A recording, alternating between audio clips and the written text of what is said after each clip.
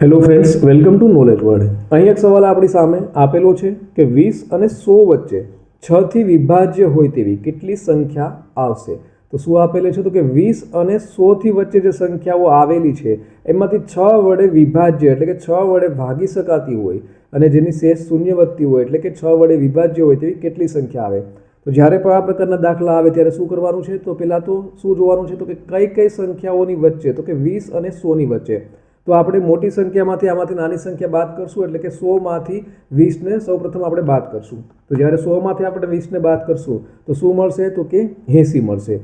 ત્યારબાદ શું કરવાનું છે? તો કે હવે જે 80 મળ્યા તેને શું કરવાનું છે? તો કે 6 થી વિભાજ્ય હોય તેવી સંખ્યા મેળવવાની છે। તો 80 ને આપણે 6 વડે ભાંગીશું અને 80 ને જ્યારે તમે 6 વડે ભાંગો ત્યારે આપણો જવાબ છે તે કેટલો આવે? તો કે 13 આવે અને આ છે તે જ આપણો જવાબ આવશે। તો 80 ને 6 વડે ભાંગશું આપણે તો 6 એકા 6, 2, 0 અને 6 તેરી 18। તો આમાં શેષને આપણે ધ્યાનમાં લેવાની નથી, માત્ર ને માત્ર શું જોવાનું છે? તો કે ભાગફળ જોવાનું છે। એનો મતલબ એમ થયો કે 20 અને 100 ની વચ્ચે જે 6 થી વિભાજ્ય હોય તેવી કેટલી સંખ્યાઓ આવશે? તો તેવી 13 સંખ્યાઓ છે તે આવશે। માટે ઓપ્શન નંબર બી છે તે આપણો જવાબ આવશે। હવે આવી રીતે આપણે બીજો દાખલો જોઈ લઈએ।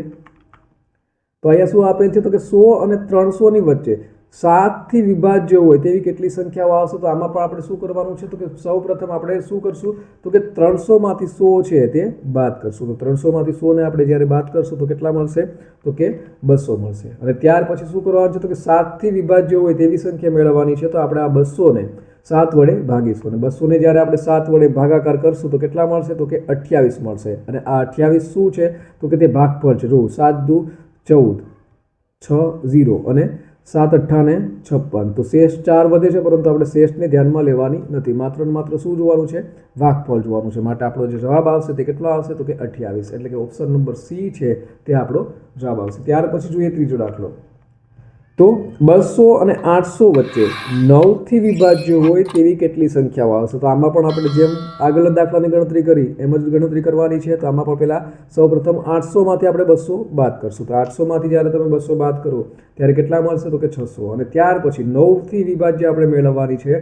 માટે જે જવાબ આવ્યો છે એટલે કે બાદબાકી જે મળી છે આપણે 600 તેને આપણે 9 વડે ભાગાકાર કરશું અને 9 વડે જ્યારે તમે ભાગશો 600 ને ત્યારે કેટલા મળશે? તો જે ભાગફળ આપણું જે આવે 66 તે આપણો જવાબ આવશે। તો 9 6 54, 6 0, 9 6 54। તો આવી રીતથી જ્યારે આપણે શેષને ધ્યાનમાં ન લેતા માત્ર ને માત્ર ભાગફળ જોશું તો 66। એનો મતલબ એમ થયો કે 200 અને 800 વચ્ચે 9 થી વિભાજ્ય હોય તેવી 66 સંખ્યાઓ છે તે આપણને મળશે। નેક્સ્ટ દાખલો જોઈએ।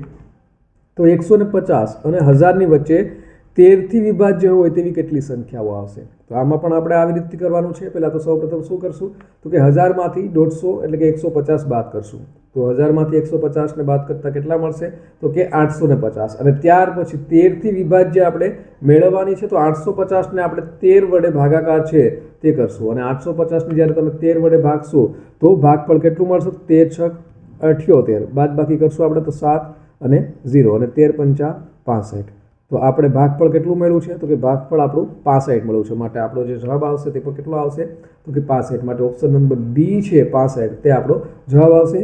150 અને 1000 ની વચ્ચે 13 થી વિભાજ્ય હોય તેવી 65 સંખ્યાઓ છે તે મળશે। અને ત્યાર પછી આપણે જોઈએ આજનો પ્રશ્ન જે તમારા માટે છે કે 220 અને 660 ની વચ્ચે 11 થી વિભાજ્ય હોય તેવી કેટલી સંખ્યાઓ આવશે? તો આનો જવાબ તમારે કોમેન્ટ બોક્સમાં કોમેન્ટ કરી અને જણાવવાનો રહેશે। 220 થી 660 ની વચ્ચે 11 થી વિભાજ્ય હોય તેવી સંખ્યાઓ।